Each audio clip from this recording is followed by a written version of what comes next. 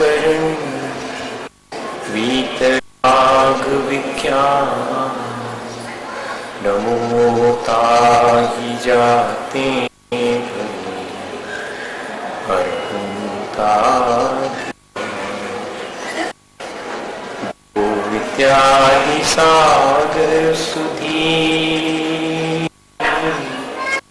जो विद्याहि सागर सुधी गुरु हैं तैसी आत्म नित्य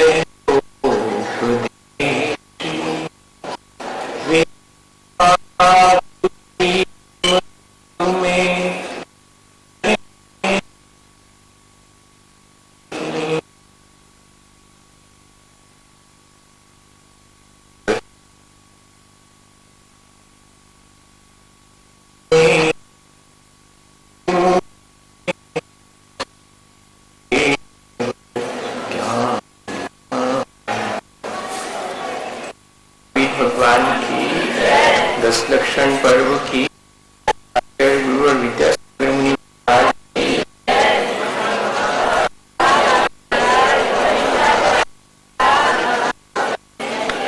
हम सब लोग हमेशा की तरह आज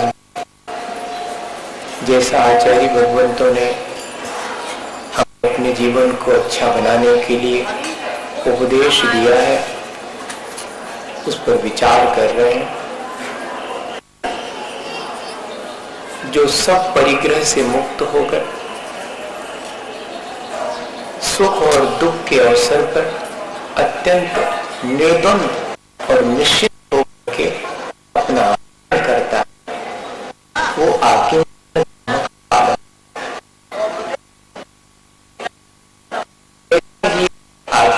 का भाव हमारे भीतर भी आना। हमने सहनशीलता सीखी, विनय और कोमल होना यह भी सीखा। हमने सरल और पवित्र होकर के क्या सच्चाई है उसको जानना, अपने जीवन को संयमित करके इस देह के माध्यम से कर्मों की निर्जरा के लिए जो तपस्या हो सकी वो हमने करी। समस्त जो पर पदार्थ थे उनके प्रति हम भाव छोड़ा। शेष रह गया हमारे पास हमारा शरीर, जिसे भी हम अपना मानते हैं।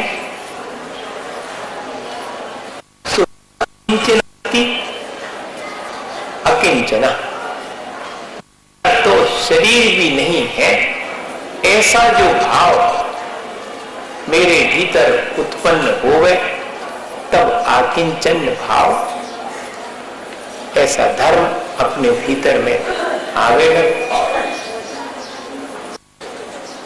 आज आकिंचन धर्म पर हम विचार करें। बद्धते मुच्यते जीवो सममो निर्ममो क्रमात् तस्मात् सर्व प्रयत्नेन निर्ममत्वं विचिन्त्येत्। आचार्य भगवंत कह रहे कि इस संसार में बंधन और मुक्ति का कारण तो एक ही है। जो ममत्व भाव जितना पर पदार्थों के प्रति रखता है वह संसार के बंधन को स्वीकार करता है। अगर संसार के बंधन से मुक्त होना है तो जितना निर्ममत्व भाव हो सके अपने जीवन में लाने का प्रयास करें। निर्ममत्व भाव का अर्थ प्राणी मात्र के प्रति निर्दय हो जाना ऐसा नहीं है। निर्दयता और निर्ममत्व लगता एक जैसा है, लेकिन अत्यंत दया भाव से युक्त होकर अपने जो पदार्थ यहाँ तक कि शरीर भी है उससे भी ममत्व का भाव, मूर्छा का भाव, गाफिलता का भाव नहीं रखना। अहमिको खलु शुद्धो दर्शनमयो नान अहमिक को खलु तुझो भूल गया। दंसनमय्यो नान चरित ऐसा कुछ है, मैं याद नहीं आ रहा मुझे। मैं एक अकेला हूं, मेरा स्वभाव तो ज्ञान दर्शन रूप है। जितने भी दूसरे भाव हैं राग द्वेष के, वो मेरे। इस तरह का जो भाव है वह मैं अपने भीतर लाऊं तो मैं सुखी हो सकूंगा। इस तरह का अभ्यास भी अपन को करना चाहिए। पर पदार्थों से ममत्व छोड़ना बहुत आसान है, लेकिन अपनी देह के प्रति ममत्व भाव तो बना ही रहता है। देह पर आने वाले सुख दुख में अपना समता भाव नहीं रख पाते हैं, उसे आत्मा का ही सुख दुख मान लेते हैं, क्योंकि देह के प्रति जिसका जितना ममत्व भाव है सो देह के माध्यम से जो सुख दुख की अनुभूति होती है सो उस व्यक्ति को उतनी ही अधिक होगी। और अगर देह के प्रति निर्ममत्व भाव है तो देह पर आने वाले सुख दुख का एहसास हम समता पूर्वक कर लें और सुखी हों। एक अकेले हों तो ही सुख है, दो में द्वंद है। द्वंद तो तभी होगा जब कोई एकाकी हो। एक राजा को सुखी होने का बड़ा चाव था कि मैं भी सुखी हूं। एक बाबा जी से पूछा कि सुखी होने का क्या उपाय है। सो बाबा जी ने कहा कि देखो, बातों में तो सब पदार्थों का त्याग करोगे तो सुखी हो, तो हमसे नहीं बन सकता। आप तो कुछ सरल सा उपाय बताओ। तो कहते ऐसा करो, जिस व्यक्ति को बहुत सुख हो जीवन में उसकी पोशाक, उसके कपड़े तुम पहन लो। जी तो बहुत।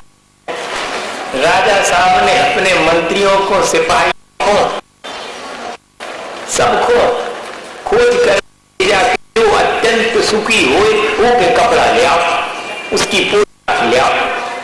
अब सब ढूंढने लगे। जिस पूछो तो वो ये कहता कि फलाना दुख है, कोई कहता कि सब ठीक है, फलाना ही दुख है।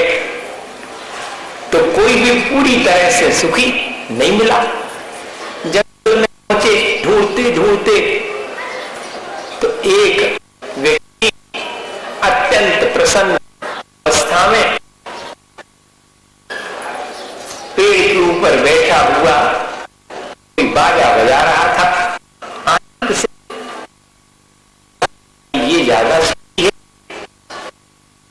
तो कि भाई तुम खुश हो, जीवन कहाँ बिल्कुल खुश बहुत है। तो लोगों ने कहा चलो हमारी ले आओ।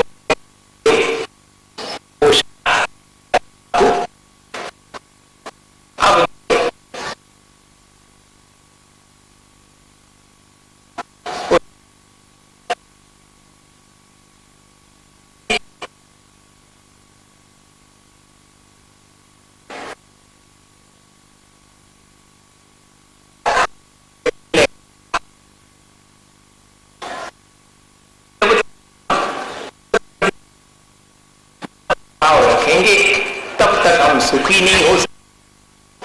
सब प्रकार के जंजाल से, सब प्रकार के द्वंद से मुक्त हूं, सो सुखी हूं। मुझे वस्त्र की और पोशाक की आवश्यकता क्या है। राजा साहब को भी मुनि महाराज ने तो यही कहा था, पर देर से समझ में आया कि पोशाक तो पहनने का भाव ही राग का है और नहीं पहनने का भाव तो द्वेष का है। सो राग द्वेष दोनों से रहित होकर के जो अपनी स्वाभाविक को प्राप्त करना चाहिए, टेस्ट तो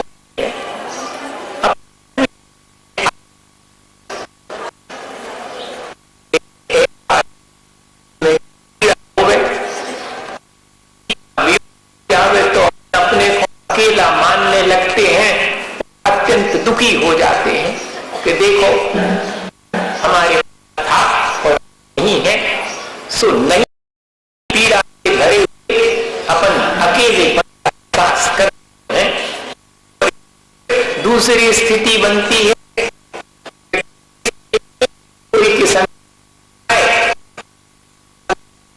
कोई ने पूछी कि काय को नहीं है तुम आप में को नहीं है, सब अकेले, तो बस अकेलापन है भैया। ऐसा भी अपन के जीवन में अकेला आता है, लेकिन और निबंध हो करके अपने में स्वयं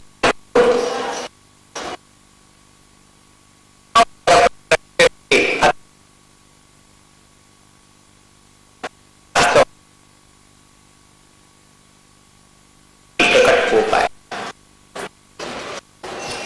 अपन कहते भी हैं कि जीवन अच्छा है किस बारे में?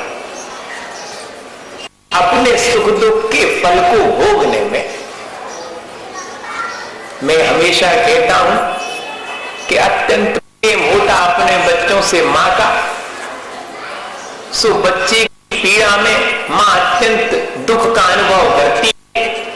उपाय करना चाहे तो अपने प्राण भी दे देवे तो भी अपने पुत्र की पीड़ा को 1 डिग्री कम नहीं कर सकती। जितना कष्ट उसे अपने कर्मों के उदय में भोगना है, सो वो अकेला ही भोगेगा, कोई उसका सहयोगी। क्या करें? हमारा मोह ये मानता है कि नहीं सुख दुख बांट सकते हैं, बन सकते हैं। विनोबा ने लिखा तो दूना हो जाता, तो अपना सुख बढ़ जाता है, और दूसरे के दुख में शामिल हो, दूसरे का दुख सुन लो या दूसरे को अपना आधा ऐसा गणित है। तो संसार में पर सुख दुख का निमित्त हूं मैं मात्र, मैं सुख दुख करता नहीं हूं, किसी को सुखी और दुखी कर नहीं सकता। यह जो परद्रव्यों के प्रति अपने कर्ता बने के भोगते अपने स्वामी बने का भाव है, वही संसार का कारण है।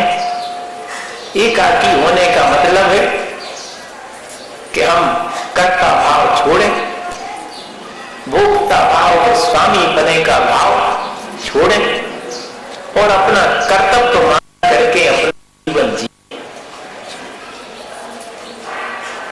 कर्ता मान करके जीवन भी जीते हैं और कर्तव्य मान करके भी जीवन जीते। अकेले होने का मतलब ये नहीं है कि अपने कर्तव्य भी हम छोड़ दें।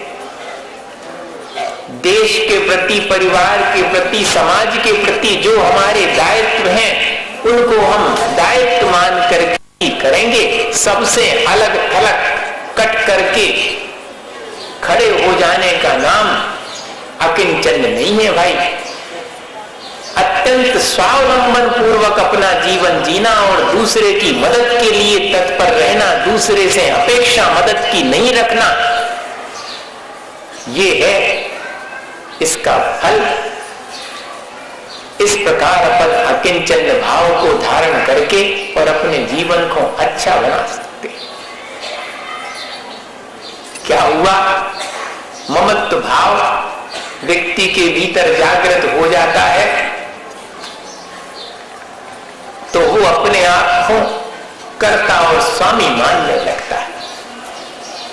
एक राजा साहब थे, सो उनके छोटा सा बेटा खो गया, नहीं मिला। वर्षों बीत गए। राजा साहब ने एक बार एक युवक को अपने यहां पर काम करने के लिए नौकर रख लिया। सो यह तो नौकर है, ऐसा भाव उसके प्रति रख करके उससे खूब काम करवाने लगे। बहुत अधिक काम लेने की वजह से उस युवक को ज्वर हो गया, बुखार आ गया, बीमार हो गया। बीमारी में राजा साहब का ध्यान जब अपने उस नौकर की तरफ गया, सो हाथ पर बने हुए निशान को देख करके सेठ जी मूर्छित हो गए। निशान पहचाने कि यह निशान तो मेरे बेटे के ही हाथ पर था, हो ना हो यह नौकर मेरा ही बेटा है जिससे मैं काम ले रहा, आज बीमार हूं। अभी तो नौकर जैसा भाव था, सो खूब काम लेते थे, अब उसी के पैर दबा रहे हैं, सेवा कर रहे हैं, लेकिन बचा नहीं सके। ज्वर तीव्र होने से प्राणांत हो गया, अब सिर पटक करके रो रहे हैं। भाई ऐसा ही अपन करते हैं, पर द्रव्यों के प्रति ममत्व भाव रख लेते हैं। अगर नौकर को भी अपना कर्तव्य मान करके वो ठीक से उसका जो भरण पोषण करने के लिए योग्य था वो दिया होता, तो काय को ऐसी स्थिति आती। जब ममत्व भाव जागृत हुआ, मेरा पुत्र है सो सब सेवा कर,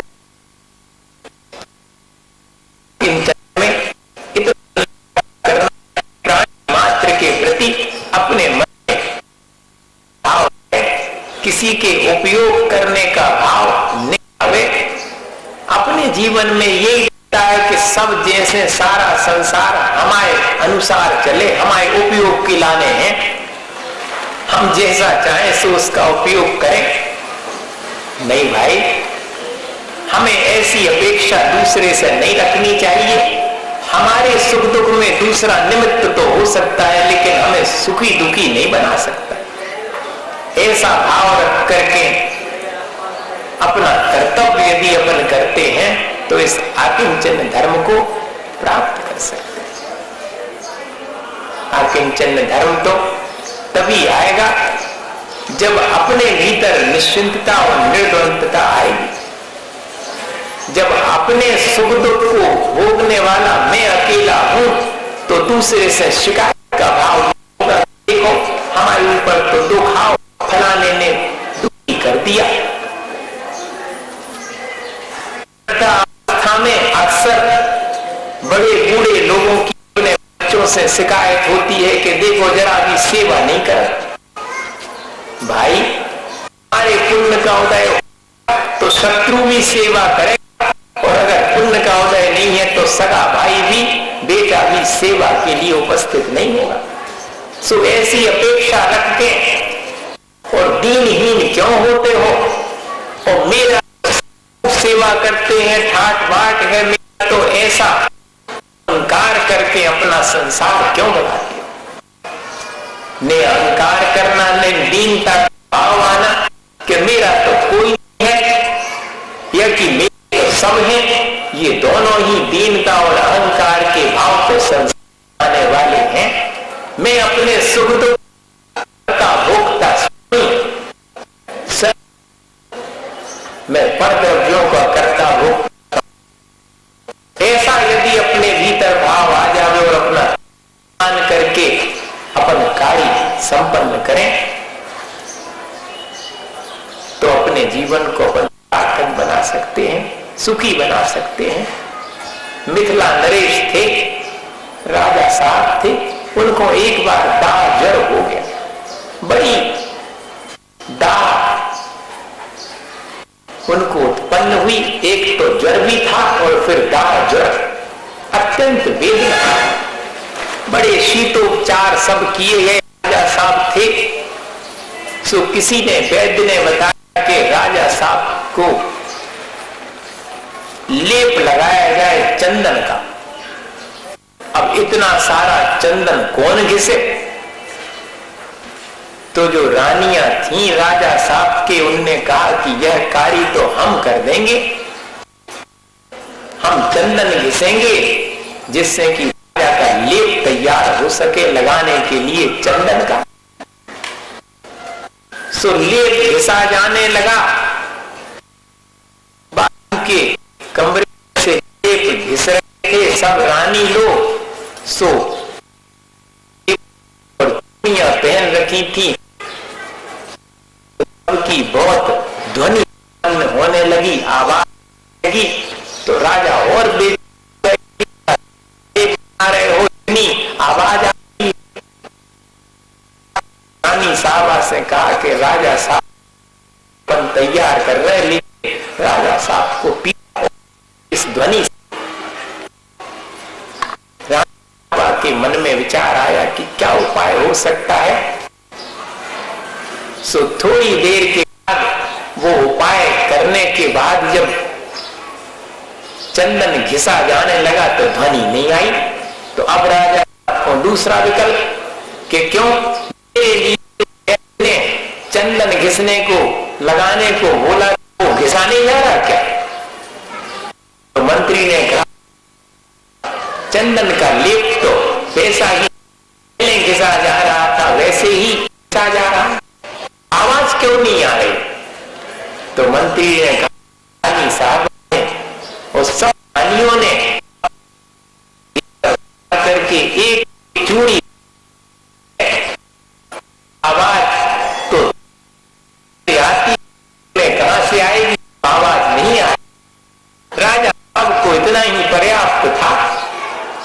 में विचार आया कि अरे इस द्वंद्व की वजह से ही सारा संसार है, सारा झगड़ा धोखा है, मैं एकाकी हो जाऊं तो अत्यंत सुखी हो सकता हूं। सो मन ही मन संकल्प कर लिया कि यदि इस जात से मैं मुक्त हो जाऊं, पात्र में भोजन करूंगा, एकाकी चरण।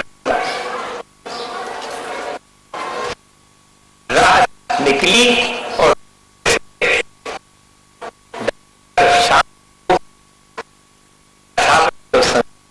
कर लिया, समस्त की वस्तु को छोड़ करके, पदार्थों को छोड़ एकाकी विचरण करूंगा। सो एक अकेले वो मुनि बन के अपना कल्याण करने लगे। वास्तव में अपने भीतर ऐसे ही एकाकी का भाव होना चाहिए, अपने जीवन में आकिंचन आएगा, लेकिन गृहस्थी में करके भी आकिंचन करना तो क्या कैसे करें? जो भी के कार्य, समाज के, देश के कार्य हैं, उन सब में निस्वार्थ भाव से उन कार्यों को संपन्न करें। कोई अपेक्षा नहीं है किसी से, ना किसी की उपेक्षा है, सबके प्रति समता भाव है। अगर ऐसी साधना अपन अपना कर्तव्य घर गृहस्थ के दायित्व में कार्य करें तो इस आकिंचन का भाव अपने भीतर थोड़ा थोड़ा अपन अनुभव कर सकते। एक और घटना आती है, राजा साहब की है। तो राजा साहब अपने महल में खड़े हुए देख रहे थे, बाहर झांक रहे थे। उन्हें सामने महल के एक वृक्ष के नीचे साधु बाबा जी बैठे दिखाई पड़े। ठंड का समय था। राजा ने इतनी ठंड में पेड़ के नीचे कैसे रात व्यतीत करेंगे, चलो अपने महल में ले आए। मन विचार आया कि देखो बाबा जी हैं तो मुश्किल है कि महल में आए, फिर भी कह के देख लें अपन। सो पहुंचे बाबा जी के पास और कहा कि बाबा जी ठंड बहुत है, न हो तो हमारे महल में रात व्यतीत करो। बाबा जी तैयार हो गए। अब जैसे ही तैयार हुए सो राजा साहब के मन में नेगेटिव थॉट्स आना शुरू हुए। अरे कैसे कैसे बाबा जी, हमने तन्ने करी और महल में आके तैयार हो गए। दोनों आ गए बाबा जी महल में और रहे ठाट बाट से जाने का नाम ही नहीं लिया। 1 दिन 2 दिन 15 दिन महीने 6 महीने व्यतीत हो गए। अब राजा साहब के मन में आया अब मुझ में और साधु में कोई अंतर नहीं है। देखो महल में मैं रहता हूं और महल में ही साधु बाबा रहे, सब सुख सुविधाओं के बीच में क्या अंतर है। सो एक दिन बाबा जी से पूछ लिया कि आपको महल अच्छा लगा? बाबा जी हंसने लगे, कुछ नहीं कहा। आप रहो बाबा जी महल में, लेकिन मैं आपसे पूछना चाहता हूं कि अब तो मैं जैसे महल में रहता हूं वैसे ही आप भी महल में रह रहे हो, मुझ में और आप में ज्यादा अंतर नहीं है। इतनी बात सुन करके बाबा जी ने कहा क्या नदी किनारे टहल के आए, उठाओ कमंडल। सो कमंडल उठा करके राजा साहब बाबा जी के पीछे चले। सो बाबा जी नदी के किनारे पहुंच गए और नदी पार करने के लिए जब राजा से कहा, सो राजा कहते हैं कि नहीं, महल नहीं है, हमें उसकी रक्षा के लिए पहुंचना आवश्यक है। लगे अब राजा कैसे लौटे, अगर परमिशन नहीं हो बाबा जी की, तो बाबा जी साथ में नदी के उस पार भी चले गए। फिर बाबा जी से कहा कि लौट चलो बाबा जी महल में, वहां अकेला है, सब महल पड़ा हुआ है, उसकी रक्षा कौन करेगा। सो बाबा जी ने कहा कि राजन, महल तुम्हारा है, तुम रक्षा करो, कमंडल मेरा मुझे दो। मैंने अपना महल माना ही नहीं, भले ही उसमें रहा हूं, लेकिन मेरा मेरे भीतर आने नहीं दिया मैंने। तो जंगल में खड़े हो, लेकिन तुम्हारे भीतर यह भाव, चाहे शरीर के प्रति हो, चाहे परद्रव्यों के प्रति हो, दुख का कारण तो वही है। सुख तो किंचन में है, एकाकी पने में है। ऐसा अगर अपन विचार करके अपन मान करके सारे कार्य करें और आनंद पूर्वक अपना जीवन व्यतीत करें, तो ही ये आकिंचन धर्म अपने जीवन में आ सकता है। अपन ऐसा अभ्यास करें और अपने जीवन को अच्छा बनाएं। इसी भावना के साथ बोलिए आचार्य गुरुवर हे गुरुवर शाश्वत सुख दर्शन यद लग्न स्वरूप तुम्हारा है, ईश्वरता का सच्चा दर्शन करने वाला।